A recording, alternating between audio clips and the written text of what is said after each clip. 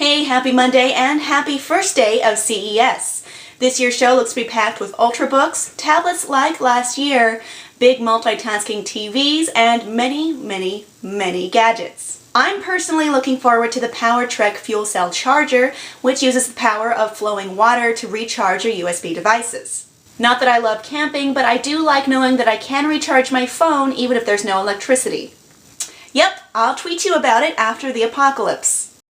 So I could fill today with a CES pre-game show, but let's face it, a couple hours after I post this, it's gonna be moot. Luckily for us, both my friends Sassy Bob and Schmidtastic just got into Las Vegas and should have some great videos for us coming up soon. As a side note, girls, you both know how much I like MMA, and I think the audience will join me in saying it's about time this YouTube feud got up close and personal. Anyway, enjoy your time there because this might just be the last big hurrah for CES. Reason 1, the apocalypse I already mentioned. Reason 2, Microsoft just announced that they will not be joining CES next year.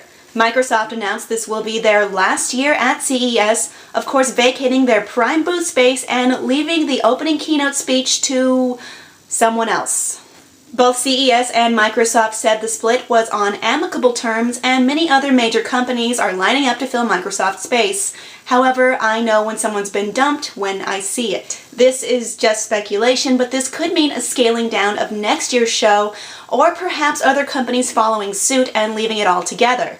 And I'm not being totally off base here. Of course, this is really similar to how IBM announced their departure from Comdex, and we all know what happened to Comdex. Of course, there are other factors to consider in Comdex's demise, but I am saying this year is a big show. We don't know what next year holds, so work hard, play hard, and ignore those people on the strip passing out those cards for escorts. Of course, who am I kidding? There's a good chance Sassy Bob is going to start collecting those. That actually leads into my first story today. It's another way to get free cards, but not the X-rated kind on the Vegas Strip. If that's your thing, fine, I'm not here to judge, but I am here to tell you about Facebook Timeline business cards, which are free for a limited time. Moo.com is offering a new service that turns your Facebook timeline into a customizable business card. There are plenty of ways to make your timeline business card your own with your profile picture, your cover picture, your job title, your location, your contact info, and a quote of your choosing.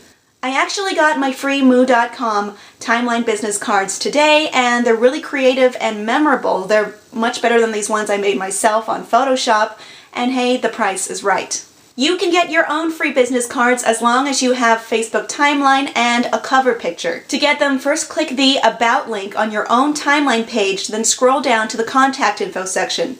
There should be a small business card icon next to that. Just click it to see if you're one of the 5,000 to get a free pack of 50 cards that day. If you don't get through right away, keep trying at different times of the day. It took me 2 or 3 tries before I finally got through to the free cards page. This deal is on until 200,000 people get a free pack, which means you have about 1 month to take advantage. I don't think I need to tell you to hurry. Also on Facebook is a new app that, scarily enough, will send out your last messages to your friends after you've died and the years beyond. The app is called If I Die, and the way it works is you designate 3 trustees among your Facebook friends to confirm if and when you have actually died. This then triggers your final pre-recorded video or status update. Pick friends who you're pretty sure won't troll you and release a potentially embarrassing video of you proclaiming your love for your stepsister. Side note, I'm sorry I did that, Jeremy, but you really should have picked me up at the airport like you said you would.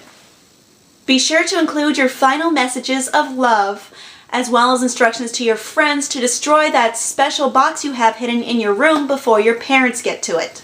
That's it for me. Be sure to stick around and subscribe for a week of what I'm sure will be great CES videos from Sassy and Schmitty, followed by what I hope to be the smackdown of the year. You can also follow us on Twitter to see what we really think on tech and social media topics, as well as see how weird we truly are. The answer is very.